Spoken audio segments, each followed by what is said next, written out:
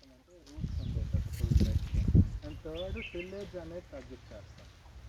So natural farming అనేది ఎక్కువగా పెంచుతాము.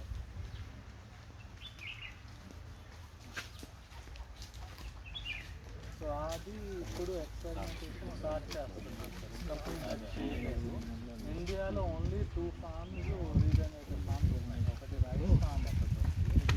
అది దగ్గర దగ్గర 1000 ఫార్మర్స్ రైస్ కల్టివేషన్ చేస్తారు. ప్రతాపి ఆర్గానిక్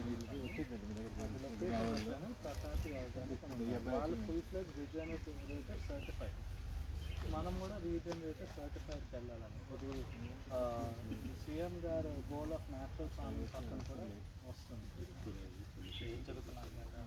నేను అమెరికాలో చదువుకొని ఇప్పుడు నేను బిజినెస్ ఎకనామిక్స్ చేశాను.